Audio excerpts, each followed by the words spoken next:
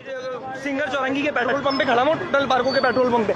अभी पीछे से मेरे साथ वारदात हुई है, 27,000 रुपये मुझसे लेके गए और यहाँ पर पुलिस वालों ने चोरों को देखा है कि वो बाकायदा डकैत खड़े हुए। मैं इधर आया हूँ, मैंने पुलिस वालों को बताया ये पीछे मेरे मोबाइल खड़ी हुई है, मैंने इन्हें बताया है कि मेरे पैसे लेके गए सर, ये डकैत खड़े हुए। ये यहाँ से जो है ना कोई एक्शन नहीं लिया गया। पहले मैं वहाँ गया हूँ, ये जितने लोग मेरे साथ खड़े हुए ये सब इस बात के गवाह हैं कि वहाँ पे मेरे साथ स्नैचिंग हुई है और वहाँ पे खड़े हुए लोग बाकायदा यहाँ से पेट्रोल डलवाए इस पेट्रोल पंप पे और कोई सुनवाई नहीं हुई है। पुलिस की मोबाइल यहाँ मेरे साथ खड़ी हुई है। पहले मैं ट्रैफिक पुलिस वालों के पास गया कि सर थोड़ी सी हेल्प कर दें, उनके पास असला है, लेकिन उसके बाद मैं यहाँ थाने की गाड़ी के पास आया हूँ, कोई एक्शन नहीं लिया गया।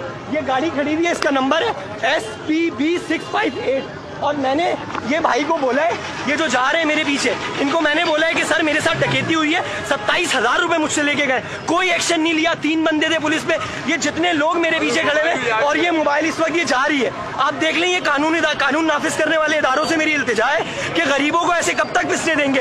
ये तमाम लोग जितने मेरे पीछे खड़े हुए, इन्होंने सुना है, देखा है कि मैंने इनके पास आके बोला है कहाँ जाए यार हम अपने पैसे लेके, अभी मैं सैलरी लेकर आ रहा हूँ घर पे, क्या मुँह दिखाऊंगा, किसको बोलूंगा कि यार मेरे साथ स्नैचिंग हो गई है।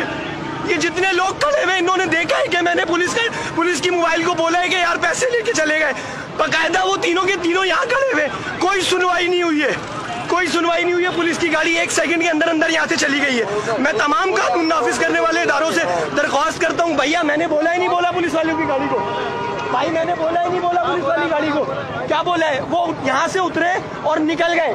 भाइयों मैंने बोला पुलिस वालों की गाड़ी को नहीं बोला, मैंने सबको बोला है। यहाँ पे 2 बंदे पुलिस, उनके पास असला भी था, उनके पास पूरी रिसोर्सेज थी, वो चाहते किसी गरीब की मदद कर सकते थे, लेकिन यहाँ पे क्या है, इंसाफ दिलाने वाला कहाँ है, कौन है इंसाफ दिलाने वाला? ये सब भी उसी फहरिस्त में शामिल है, क्या ये भी मुजरिम है? मुझे इंसाफ चाहिए। मैं सरपरस्त आला से SHOs जो भी इनको लीड करते हैं, गाड़ी का नंबर 658 था जो रिकॉर्डिंग में दिख जाएगा, 27,000 रुपये मुझसे लेके गए और डकैत आंखों के सामने होते हुए भी पुलिस वालों ने कोई कार्रवाई नहीं की है। मैं बहुत शर्मिंदा हूँ और आज मैं बड़ी शर्म के साथ कहता हूँ कि मैंने कराची जैसे इलाके में आंखें खोली हैं और यहाँ की हमारी माएँ बहनें हम महफूज नहीं हैं। खुदारा हमें इंसाफ दिलाइए।